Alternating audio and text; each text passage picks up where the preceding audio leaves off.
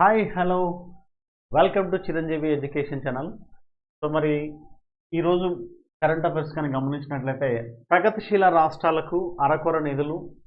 మనకి కాలమిస్టు భారతదేశంలో రాష్ట్రాలకు ఆర్థిక సంఘం సూచించిన విధంగా నిధులు బదిలీ అవుతాయన్న సంగతి తెలిసిందే. సో కాబట్టి ఇక్కడ కేంద్రం నుంచి రాష్ట్రాలకు సక్రమంగా నిధులు బదిలీ సమాఖ్య స్ఫూర్తికి విశిష్ట సూచిక అని ఈ బాధ్యతను నిర్వర్తించేది ఆర్థిక సంఘానికి ఎంతో ప్రాధాన్యం ఉందని, నిధుల బదిలీలో తమకు తీవ్రంగా అన్యాయం జరుగుతుందని చాలా రాష్ట్రాలు వాటి నిరసన గలం వినిపిస్తున్నాయి. సో దాంట్లో భాగంగా మరి ఇక్కడ కాలమిస్ట్ ఏమంటున్నాడంటే రాష్ట్రాలకు కేంద్రం నిధులు పంపిణీ చేయాలని భావన బ్రిటిష్ వలస ప్రభుత్వం ఉంచింది. 1870లో లార్డ్ మెకాలే దీనికి ప్రారంభిస్తే 1909 మింటో మర్లే కానీ 1919 చామ్స్ఫోర్డ్ కానీ 1935 భారత ప్రభుత్వ చట్టాలలో రాష్ట్రాలకు మరిన్ని నిధులు అధికారాలను బదిలీ చేశాయి. స్వతంత్ర భారతంలో భారత రాజ్యాంగం ఇంప్లిమెంట్ తర్వాత ఆర్టికల్ 280 ప్రకారం రాజ్యాంగ అధికరణ కింద ఫైనాన్స్ కమిషన్ని ఏర్పాటు చేసినాం. సో ఈ ఫైనాన్స్ కమిషన్ అనేది ఆర్థిక సంఘం అనేది మనకి రాష్ట్రాల కేంద్రం నుంచి రాష్ట్రాలకు పన్నులు నిధులు ఏ విధంగా బదిలీ చేయాలనే అంశం పైన ఈ ఆర్థిక సంఘం కొన్ని సూచనలు చేస్తుంది. సో దాని ఆధారంగానే మరి స్వతంత్రం వచ్చిన తొలి రోజుల్లో కేంద్రానికి ప్రధానంగా ఆదాయ ఎక్సైజ్ పన్నుల ద్వారానే బదిలీ చేయబడేది. సో మనకి రాష్ట్రాలకు భూమి శిస్తు అనేది ప్రధాన ఆదాయం అయితే మరి కేంద్రం నుంచి మనకి ఆదాయ ఎక్సైజ్ పన్నుల ద్వారా రాబడి ఉండేది. ఎప్పుడు ఇది స్వతంత్రం వచ్చిన తొలినాళ్ళు. తర్వాత కాలక్రమంలో కేంద్ర రాష్ట్రాల మధ్య ఆదాయ లోటుపాట్లు అనేవి ఏర్పడ్డాయి. సో ఆదాయ లోట్లు ఏర్పడడం వల్ల ఆటోమేటిక్గా ఈ 1980 నుంచి అధిక లోటు బడ్జెట్లు ఆర్థిక స్థిరత్వానికి కొన్ని ప్రమాదకరంగా ఏర్పడిందనమాట. సో 1989-90లో కేంద్ర ప్రభుత్వ ఆదాయ లోటు 7,000 కోట్లు ఉంటే అన్ని రాష్ట్రాలకు లోటు అనేది 4,000 కోట్లు ఉంది. కానీ ప్రస్తుతం 2022-23 ఆర్థిక సంవత్సరాన్ని చూసినట్టయితే కేంద్ర ప్రభుత్వం యొక్క ఆదాయ లోటు 11.10 లక్షల కోట్లకి మరియు అన్ని రాష్ట్రాల కేంద్రపాలిత ప్రాంతాల లోటు 1.25 లక్షల కోట్లకు చేరింది. సో ఈ విధంగా మనకి 89-90 మధ్యలో ఏ విధంగా ఉంది, మరి ప్రజెంట్ 2022-23లో ఏ విధంగా ఉంది, ఈ కేంద్ర రాష్ట్రాలకు మధ్య కేంద్ర ప్రభుత్వం యొక్క లోటు ఎంత ఉంది, మరియు రాష్ట్రాలు మరియు కేంద్రపాలిత ప్రాంతాల మధ్య ఉన్న లోటు ఎంత ఉందనేది మనకి ఇక్కడ క్లియర్గా ఇచ్చినారు. సో ఇక్కడ కొన్ని వివాదాలు ఏర్పడ్డాయి. ఈ ఆర్థిక సంఘం మనకి 15వ ఆర్థిక సంఘం సూచించిన తర్వాత మనకి కొన్ని వివాదపరమైన అంశాలు రాష్ట్రాలకు కేంద్రాన్ని ఏర్పడ్డాయన్నమాట.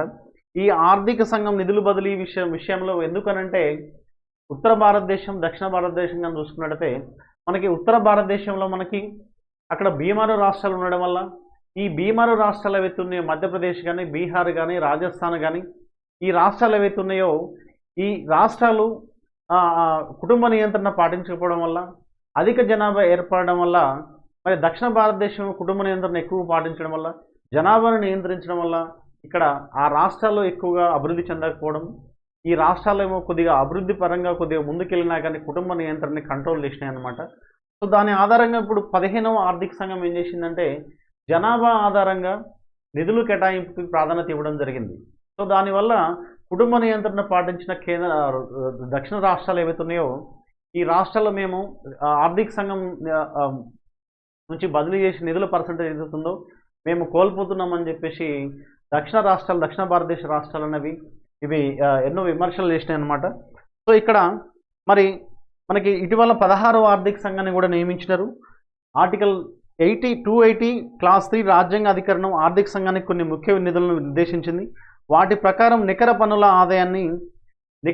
ఆదాయాన్ని కూడా కేంద్ర రాష్ట్రాల మధ్య పంచాలని, భారతదేశ సంచిత నిధి నుంచి రాష్ట్రాలకు గ్రాంట్ ఇన్ ఎయిడ్ను ఆర్థిక సంఘం అందించాలని, పంచాయతీలు పురపాలక సంస్థలకు నిధుల పంపిణీ కోసం రాష్ట్రాల సంఘటిత నిధులను పరిపుష్టం చేయాలని చెప్పేసి ఆర్థిక సంఘం సిఫారసులను కోర్టులో సవాల్ చేసి వీల్లేదు. ఎందుకంటే ఒకవేళ వీళ్ళు ఆర్థిక సంఘం సూచించిన విషయాలు ఏవైతే ఉన్నాయో వాటిపైన కోర్టుకు వెళ్ళే ఇలాంటి అధికారం లేదు కాబట్టి ఇక్కడ అందుకనే దక్షిణ రాష్ట్రాలు అనేవి వాటి యొక్క దక్షిణ రాష్ట్రాలు ఎక్కువగా ఈ ఆర్థిక సంఘం పైన ఎక్కువ విమర్శలు చేస్తున్నాయి. ఇక్కడ కేంద్ర రాష్ట్రాల మధ్య నిధులు పంపినది రాష్ట్రాల మధ్య నిధులు గ్రాంట్ ఇన్ ఎయిడ్ పంపిణీ బాధ్యతలను ఆర్థిక సంఘం నిర్వహిస్తుంది. 12వ ఆర్థిక సంఘం వరకు మనకు విభాజ్య నిధులు 30% ఉన్న రాష్ట్రాల వాటాను 13వ ఆర్థిక సంఘం ఏం చేసిందంటే 32% పెంచింది. రాష్ట్ర విస్తీర్ణానికి 10%, జనాభాకు 25% వెయిటేజ్ ఇచ్చింది. ఏది 13వ ఆర్థిక సంఘం. డాక్టర్ వైవి రెడ్డి అధ్యక్షతలో మనకి 14వ ఆర్థిక సంఘం ఏర్పాటైంది. ఈ రాష్ట్రాల వాటాను 32% నుంచి 42% పెంచింది. తర్వాత జనాభాకు 17% ప్రాధాన్యత ఇవ్వడం జరిగింది. కానీ 15వ ఆర్థిక సంఘానికి వచ్చేసరికి ఏమైందంటే రాష్ట్ర జనాభాకు 15%, విస్తీర్ణానికి 15%, జనాభా నియంత్రణకు 12.5% వెయిటేజ్ ఇచ్చింది. సో ఆర్థిక సంఘాలు తమ కేటాయిస్తున్న నిధులపై మొదటి నుంచి రాష్ట్రాలు అసంతృప్తిని వ్యక్తం చేస్తున్నాయి అన్నమాట.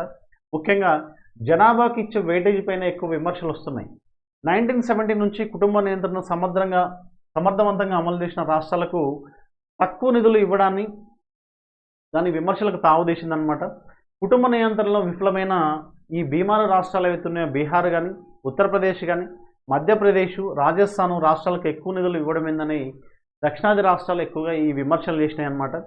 సో 1971 జనాభా లెక్కలనే తుది ప్రాతిపదికగా తీసుకోవాలని 11వ ఆర్థిక సంఘం సూచిస్తే ఓకే, అది కరెక్టే. ఎందుకంటే 1971 ముందు ఎక్కువ జనాభా నియంత్రణ చేయాలని లేదు కాబట్టి సో 11వ ఆర్థిక సంఘం ఏం చేసిందంటే 1971 జనాభా లెక్కల ప్రాతిపదికన తీసుకొని ఆర్థిక సంఘ నిధులను కేటాయించింది.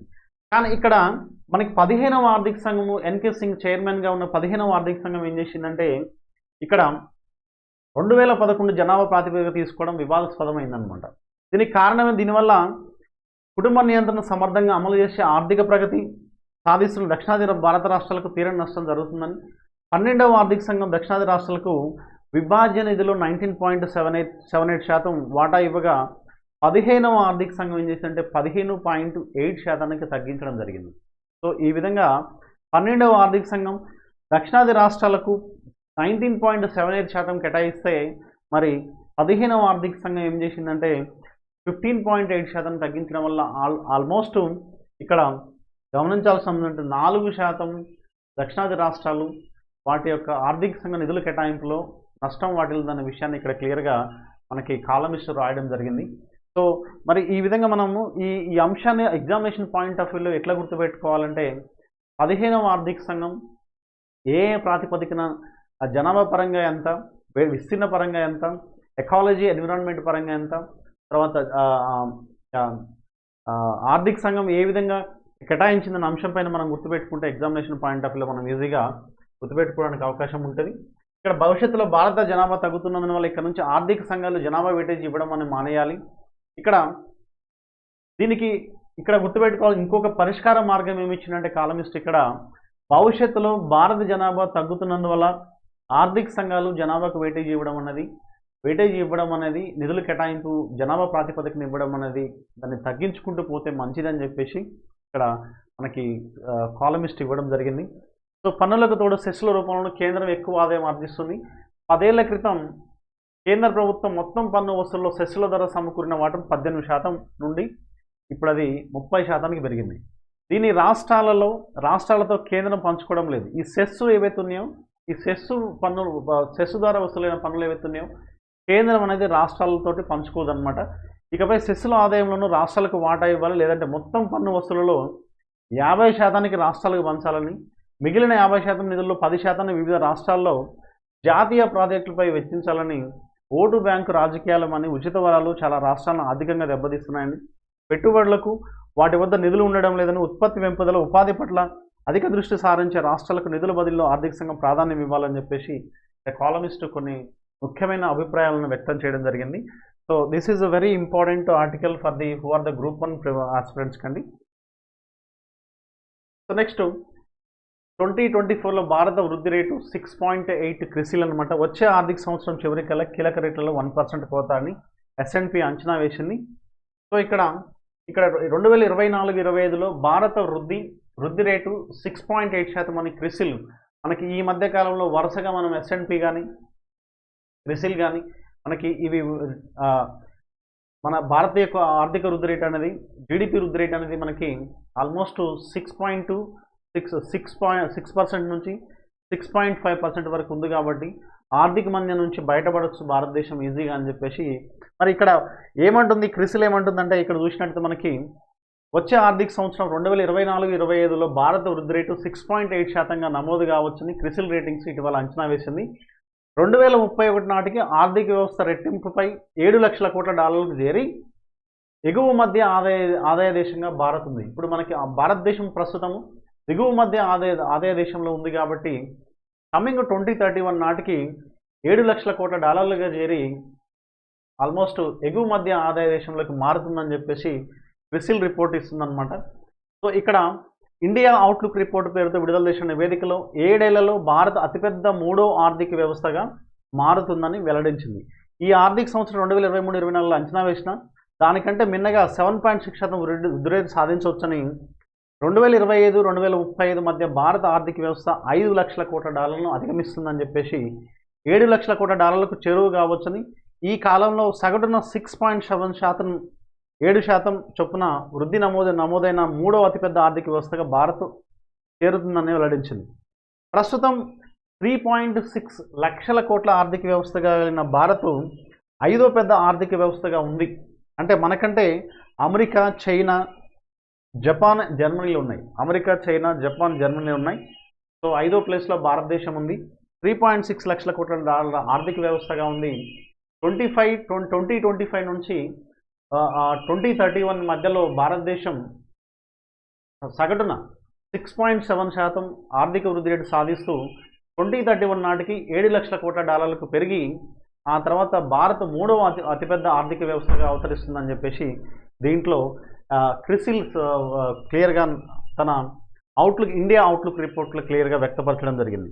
సో ఇక్కడ 2031 నాటికి ఎగువ మధ్య ఆదాయ దేశాల సరసన మన దేశం నిలుస్తుందని, తలసరి ఆదాయం $4,500 చేరొచ్చని క్రిసిల్ తెలిపింది.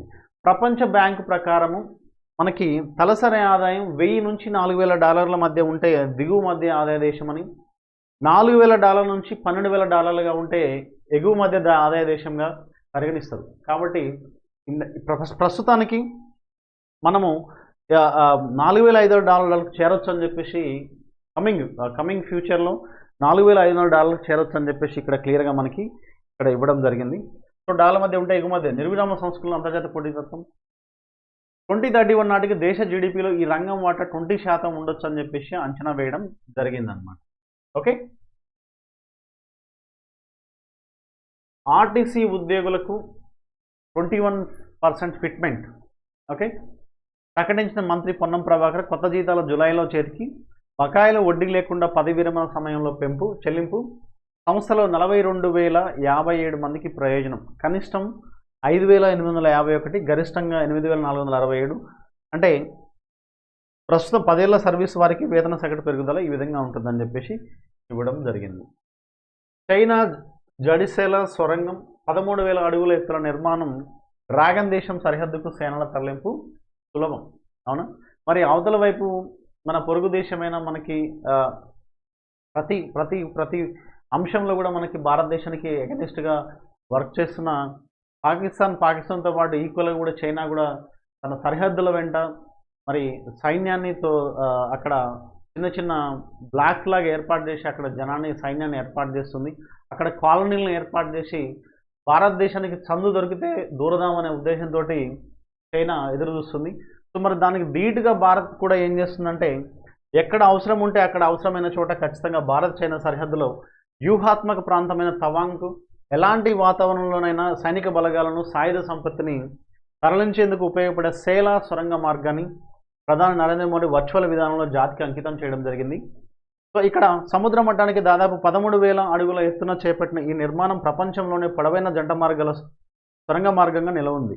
అస్సాంలోని తేజ్పూర్ను అరుణాచల్ ప్రదేశ్లోని కమెంగ్ జిల్లాలతో కలిపేలా 821 కోట్ల వ్యయంతో దీన్ని నిర్మించిందనమాట. సో ఇక్కడ అస్సాంలోని తేజ్పూర్, అరుణాచల్ ప్రదేశ్లోని కమెంగ్ జిల్లాలతో ఈ రెండింటి మధ్య ఈ సొరంగ మార్గం పొడవైన జంట మార్గాల సొరంగ మార్గంగా నిలుస్తుందని చెప్పేసి ఇది భారత్ చైనా సరిహద్దులో దీన్ని నిర్మించారు. 13,000 అడుగుల ఎత్తున ఉందండి ఇది సేలా సొరంగ మార్గం అనేది. Okay right. నెక్స్ట్ ఎన్నికల కమిషనర్ అరుణ్ గోయల్ రాజీనామా. గుజరాత్ రాష్ట్రం ఎన్నికలకు ముందు ఈయన యొక్క నియామకం జరిగింది. ఒక్కరోజు ముందు ఈయన IAS పదవికి రాజీనామా చేసి తర్వాత ఎన్నికల కమిషనర్గా నియామకం జరగడం వల్ల ఎంతో వివాదాస్పదమైంది. ఈయన నియామకం ఒక్క రోజులో 24 గంటలు ఏ విధంగా జరిగిందనే అంశంపైన సుప్రీంకోర్టు ఈయనకు సంబంధించిన అన్ని ఫైల్స్ని సబ్మిషన్ చేయమని చెప్పేసి సుప్రీంకోర్టు కూడా ఆదేశించడం జరిగింది. సో మరి ఎందుకు మరి ఎన్నికల కమిషనర్ అరుణ్ గోయల్ రాజీనామా చేశారు? పదవి కాలం 3 ఏళ్ళు ఉండగా నిర్ణయం, సార్వత్రిక ఎన్నికల ముంగిట సంచలనం, కేంద్ర ఎన్నికల సంఘంలో ఇక మిగిలింది సిఈసి రాజీవ్ కుమార్ ఒక్కరే.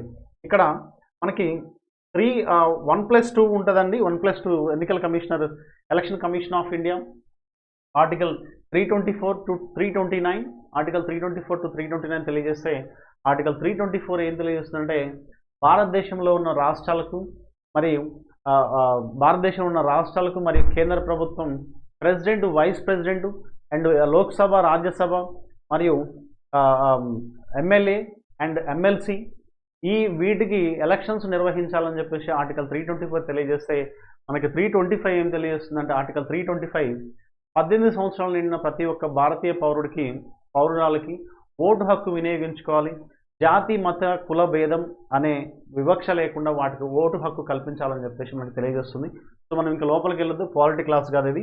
So this is current affairs కాబట్టి ఇక్కడ మనకి మరి అనూహ్యంగా అరుణ్ గోయల్ ఎందుకు రాజీనామా చేశారని చూసినట్టే మరి ఇతని యొక్క రాజీనామాను రాష్ట్రపతి గారు ద్రౌపది ముర్ము గారు ఆమోదించడం జరిగింది.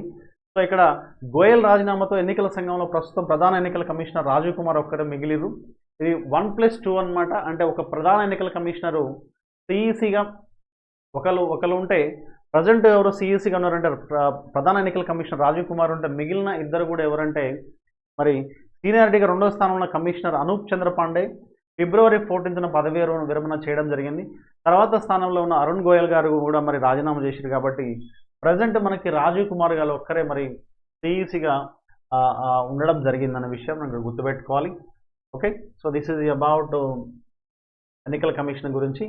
నెక్స్ట్, తెల్ల రేషన్ కార్డు ఉంటే కరెంటు బిల్లు కట్టనక్కర్లేదు, విద్యుత్ వినియోగం 200 యూనిట్ల లోపు వాడకం ఉంటే దరఖాస్తు చేసుకోవాలని ఉప ముఖ్యమంత్రి పట్టి వెల్లడి. ఒక ఆధార్ కార్డు తర్వాత కరెంటు బిల్లు, నెక్స్ట్ తెల్ల రేషన్ కార్డు, వీటన్నిటిని ఉంటే దగ్గరలో ఉన్న మీకు మున్సిపాలిటీ కానీ లేకపోతే మండల ఆఫీస్ కానీ గ్రామ పంచాయతీ కానీ అక్కడ వెళ్ళి మీరు సబ్మిషన్ చేసినట్టయితే మీకు ఈ స్కీము స్టేట్ గవర్నమెంట్ నుంచి వర్తిస్తుందన్న విషయం చూడాలి. నెక్స్ట్, ఆధునిక సాంకేతికతగా కేంద్రాలుగా ఐటీఐలు మనకి కాంగ్రెస్ ప్రభుత్వం ఏర్పాటు నుంచి కూడా మనకి డైరెక్ట్గా సీఎం గారు ఎన్నోసార్లు అనౌన్స్ చేయడం జరిగింది. ఏంటంటే ఇక్కడ స్కిల్ బేస్డ్ ఎడ్యుకేషన్ అందించాలని, పాత ఉమ్మడి జిల్లాల ఒక్కొక్క పాత ఉమ్మడి జిల్లాల్లో స్కిల్ యూనివర్సిటీలను ఏర్పాటు చేయాలని చెప్పేసి అంటున్నారు. సో దాని ఆధారంగా ఐటీఐలని ఇక్కడ ఏర్పాటు చేస్తున్నారంట. 2024-25 విద్యా సంవత్సరం నుంచి నైపుణ్య కోర్సులు శిక్షణ కార్యక్రమాల్లో అమలుకు రానున్నాయని, యువతకు శిక్షణ కార్యక్రమాలు కల్పించాలని చెప్పేసి ఐటీఐ సంబంధించిన అంశాలు అంటే టాటా టెక్నాలజీస్ సహాయంతో మనకి ఐటీఐలో కొత్తగా 9 లాంగ్ టర్మ్ మరి 23 షార్ట్ టర్మ్ కోర్సులతో పాటు నైపుణ్యాల కొరత తీర్చేందుకు బ్రిడ్జ్ కోర్సును ప్రవేశపెట్టినట్లు, మరి ఈ దీర్ఘకాలిక కోర్సుల్లో ఏటా 9,000 మందికి ప్రవేశాలు కల్పించి వాళ్ళని స్కిల్ బేస్డ్ ఎడ్యుకేషన్ వైపు మళ్లించి స్కిల్డ్ సంబంధించిన ఉద్యోగాలు కల్పించాలని చెప్పేసి ప్రభుత్వం నిర్ణయం అన్నమాట.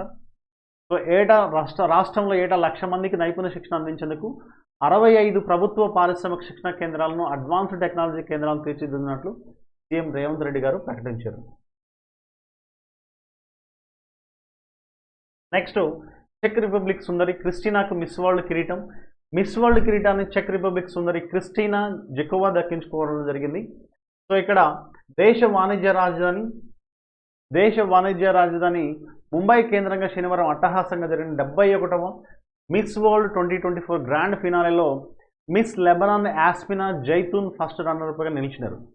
ఓకే, క్రిస్టినాకు పోలాండ్కు చెందిన నిరుటి విజేత కరోలినా కిరీటాన్ని అలంకరించారు.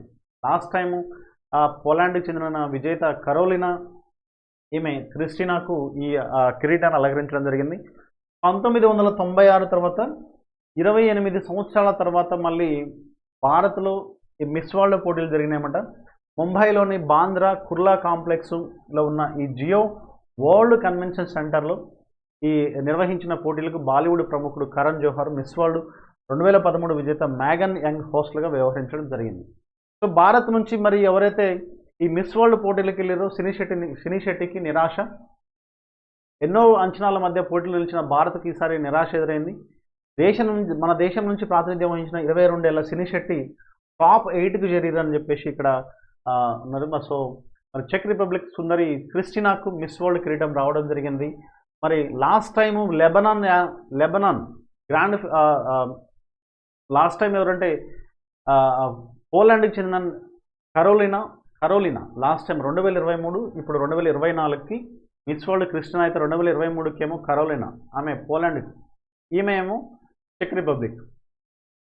మాల్దీవులకు భారతీయులు దూరం, ఇది ఎవడు చేసుకున్న కర్మకు వాడి అనుభవించాలన్నట్టు మాల్దీవుల దేశం మరి ఆటోమేటిక్గా మనకి మాల్దీవుల దేశం మనకి నరేంద్ర మోడీ ప్రధానమంత్రి పైన ఏకంగా విమర్శలు గుప్పించడం, మరి ఆటోమేటిక్గా వాళ్ళు చేసుకున్న నష్టానికి వాళ్ళే కర్మ అనుభవిస్తున్నారు. ద్వీపదేశానికి మన పర్యాటకులు తగ్గుముఖం. భారత్లో దౌత్యపరమైన వివాదం వేళ మాల్దీవులకు వెళ్లే పర్యాటకుల సంఖ్య గణనీయంగా తగ్గుతూ వస్తుంది. ఆ దేశ పర్యాటక ర్యాంకింగ్లో మన దేశం 6వ స్థానానికి చేరుకుంది. అక్కడ ప్రభుత్వ గణాంకాల ప్రకారం గత సంవత్సరం డిసెంబర్ 31 వరకు భారత్ నుంచి 2 లక్షల మంది మాల్దీవులు సందర్శిస్తే మరి ప్రస్తుతానికి 11% వాటాతో భారత్ అగ్రస్థానంలో ఉండేది. ఎప్పుడు లాస్ట్ డిసెంబర్ వరకు కూడా ఈ వివాదం జరగకముందు. ఈ వివాదం తర్వాత ఆటోమేటిక్గా భారత్ ఆల్మోస్ట్ చాలా తగ్గుముఖం బట్టి మరి 5వ స్థానానికి దిగొచ్చింది. చూసిరా ఎంత శాతం తగ్గిందో, 11% నుంచి 6.3% వరకు తగ్గింది. Okay right. జాతీయ ఎస్టీ కమిషన్ సభ్యుడిగా హుస్సేన్ నాయక్, మనకి ఈ భాజపా గిరిజన మోర్చా రాష్ట్ర మాజీ అధ్యక్షుడు జాటోత్ హుస్సేన్ నాయక్ను జాతీయ ఎస్టీ కమిషన్ సభ్యుడిగా నియమిస్తూ కేంద్ర ప్రభుత్వం గిరిజన మంత్రిత్వ శాఖ అదనపు కార్యదర్శి ఆర్ జయ శనివారం ఉత్తర్వులు జారీ చేశారు.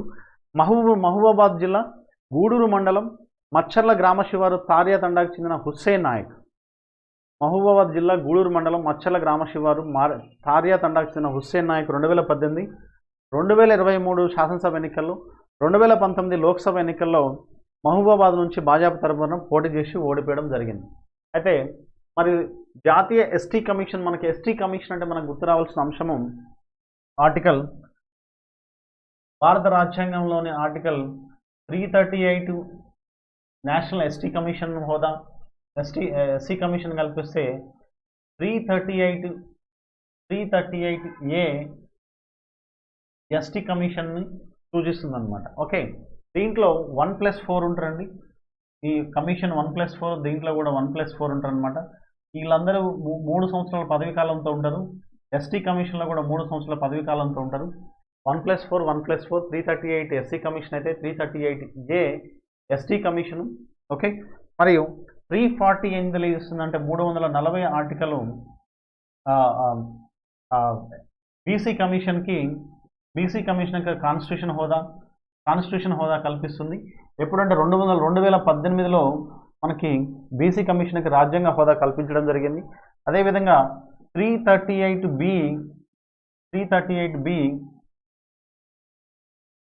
BC commission. సో ఈ విధంగా మనం గుర్తుపెట్టుకుంటే ఎగ్జామినేషన్ పాయింట్ ఆఫ్ వ్యూలో రైట్. నెక్స్ట్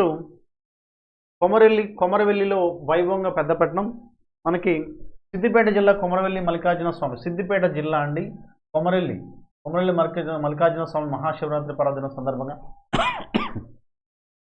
పెద్దపట్నం, ఈ పెద్దపట్నం అనేది ఎక్కడ నిర్వహిస్తారంటే సిద్దిపేట కొమరవెల్లిలో ఈ పెద్దపట్నం వేస్తారని, ఈ పండగ సందర్భంగా పెద్దపట్నం వేస్తారని చెప్పేసి మనం గుర్తుపెట్టుకోవాలి. మనకి తెలంగాణ కల్చర్లో అడగడానికి అవకాశం ఉంటుంది. నెక్స్ట్ జాతీయ ఎస్సీ కమిషన్ చైర్పర్సన్గా మఖ్వానా, జాతీయ ఎస్సీ చైర్పర్సన్గా మఖ్వానా. ఇప్పుడే చెప్పిన మీకు ఆర్టికల్ 338 ఏం తెలియజేస్తుందంటే ఎస్సీ కమిషన్ చైర్మన్ గురించి. దీంట్లో 1+4 ఉంటారు, ఒక చైర్పర్సన్ ఉంటే మిగతా వాళ్ళు 4 కూడా సభ్యులు ఉంటారు. వీళ్ళ కనీస పదవీ కాలం 3 సంవత్సరాలు ఉంటుంది. జాతీయ ఎస్సీ కమిషన్ చైర్పర్సన్గా భాజపా నేత, గుజరాత్లో పార్టీ అధికార ప్రతినిధిగా ఉన్న కిషోర మఖ్వానా నియమితులేరు. ఆయన జర్నలిస్టు, కాలమిస్టు. సభ్యులుగా తెలంగాణలోని పెద్దపల్లి జిల్లాకు చెందిన వడ్డేపల్లి. మరి ఈయన చైర్పర్సన్గా ఎన్నికైన అతను జాతీయ ఎస్సీ కమిషన్ చైర్పర్సన్గా నియామకమైంది. గుజరాత్లోని భాజపా అధికార పార్టీ ప్రతినిధిగా ఉన్న కిషోర్ మఖ్వానా నియమితులైతే, తర్వాత అందులో సభ్యులుగా తెలంగాణ స్టేట్ నుంచి వడ్డేపల్లి రామచందర్, లవకుష్ కుమార్,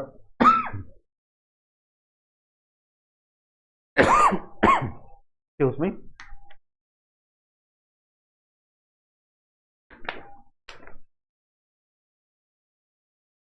సో ఈ రామచంద్ర గోదావరి విద్యార్థి దశ నుంచి ఆర్ఎస్ఎస్లో ఉండడం, తర్వాత పెద్దపల్లి జిల్లా గోదావరికి చెందిన వడ్డేపల్లి రామచంద్ర విద్యార్థి దశ నుంచి ఆర్ఎస్ఎస్లో పనిచేసారు. ప్రస్తుతం రామగుండం ఎన్టీపీఎస్లో వర్క్మెన్గా ఉద్యోగం చేస్తున్న ఆయన 38 సంవత్సరాలుగా భాజపాలో ఉన్నారనమాట. సో మనకి మరి ఎస్సీ కమిషన్, జాతీయ ఎస్సీ కమిషన్లో మనకి తెలంగాణ రాష్ట్రం నుంచి వడ్డేపల్లి రామచంద్ర, లవకుష్ కుమారు వీళ్ళు ఉన్నారనే విషయం మనం గుర్తుపెట్టుకుంటే ఎగ్జామినేషన్ పాయింట్ ఆఫ్ వ్యూలో వెరీ ఇంపార్టెంట్. అరకు కాఫీ అద్భుతం, భారత్ నారీ శక్తికి ఐరాస ప్రశంసలు, గొప్ప పరివర్తన పటిమగల భారత నారీశక్తి దేశ ప్రగతిదాయక పయనాన్ని చాటుతుందని ఐరాస సమితి ప్రతినిధులు ప్రశంసలు జల్లు కురిపించారు. మరి దేశవ్యాప్తంగా సుస్థిర వ్యవసాయం నుంచి సాంకేతిక రంగాల దాకా మహిళా సారథ్యాలు విజయాలు సాధిస్తున్నారని అభినందించారు. అంతర్జాతీయ మహిళా దినోత్సవం సందర్భంగా ఐరాసలో భారత శాశ్వత మిషన్ ప్రత్యేక కార్యక్రమం జరిగింది. ఈ కార్యక్రమంలో ఆంధ్రప్రదేశ్లోని అరకు లోయలో గిరిజన తెగలు సాగు చేస్తున్న అరకు కాఫీ ప్రస్తావన నిర్వాహకులు ప్రధానంగా దృష్టిసారించారు. సీడ్ టు కప్ పేరిట అరకు కాఫీ సాగులో మహిళలు ప్రభావవంతమైన పాత్రను వివరించారు. అతివల సారథ్యంలో ప్రగతి సాధనపై భారత నిబద్ధత ప్రపంచ దేశాలకు స్ఫూర్తిదాయకమని ఐరాస జనరల్ అసెంబ్లీ 78వ సభ అధ్యక్షుడైన డెన్నిస్ ఫ్రాన్సిస్ పేర్కొన్నారనమాట.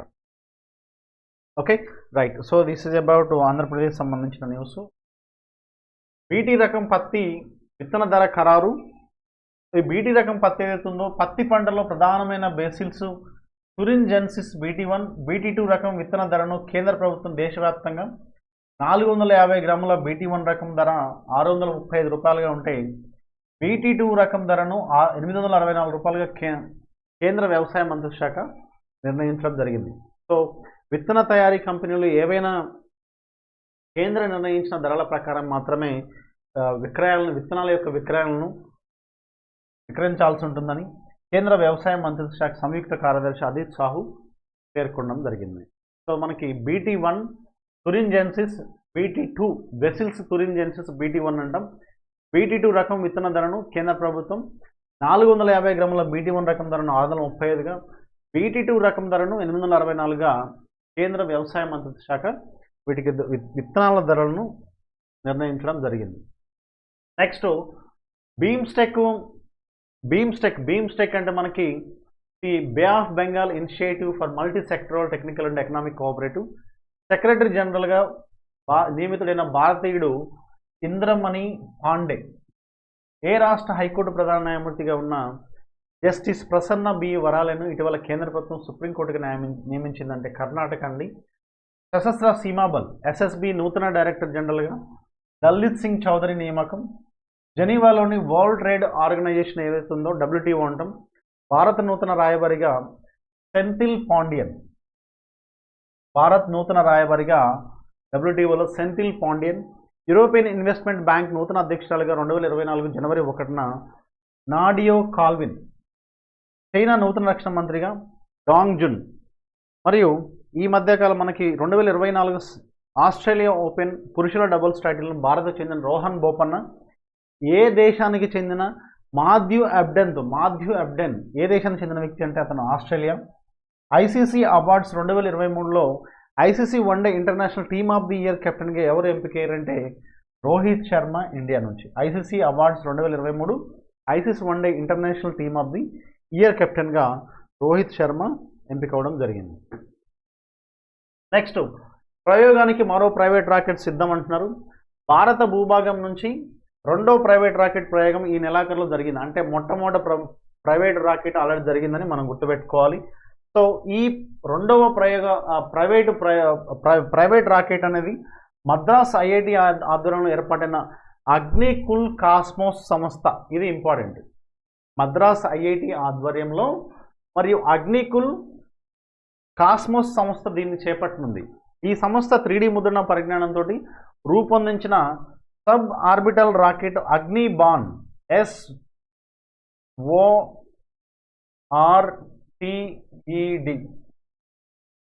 SORTEDని ఈ సందర్భంగా ప్రయోగించుతుంది. అగ్నిబాన్ సార్టెడ్ అనే ఒక రాకెట్ను ప్రయోగిస్తుందన్నమాట. దీన్ని ఎవరు ప్రయోగిస్తున్నారంటే కాస్మోస్ అనే సంస్థ, అగ్నికుల్ కాస్మోస్ సంస్థ,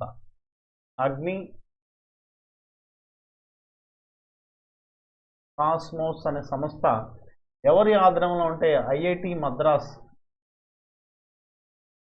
మద్రాస్ ఆధ్వర్యంలో అగ్నికుల్ కాస్మోస్ అనే సంస్థ ఈ అగ్నిబాన్ సార్టెడ్ అనే రెండవ ప్రైవేట్ రాకెట్ ప్రయోగాన్ని, మరి మొట్టమొదటిది ఏంటిదనంటే మనకి మార్చి 22-28 మధ్య ప్రయోగిస్తున్నారంట. సో ఇక్కడ భారత్, మరి ఇది రెండవ ప్రైవేట్ రాకెట్ ప్రయోగం అయితే భారత్ యొక్క తొలి ప్రైవేట్ రాకెట్ ఏంటంటే హైదరాబాద్కు చెందిన స్కైరూట్ ఏరోస్పేస్ సంస్థ 2022 నవంబర్ 18న విక్రమ్ ఎస్ అనే రాకెట్ ప్రయోగించింది. ఇది 89.5 కిలోమీటర్ల ఎత్తుకు ప్రయోగించింది అనమాట. విక్రమ్ ఎస్ అండి రాకెట్.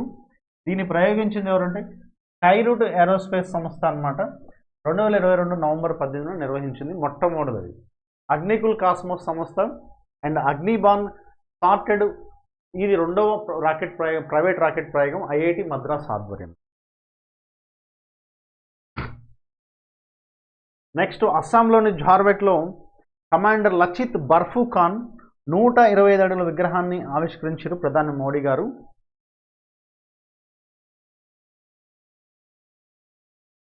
సో ఈరోజు సంబంధించిన అంశాలు అన్నమాట ఇవన్నీగా. సో మరి మనము నెక్స్ట్ కరెంట్ అఫైర్స్లో మళ్ళీ కలుద్దాం. సో థ్యాంక్ యూ అనండి.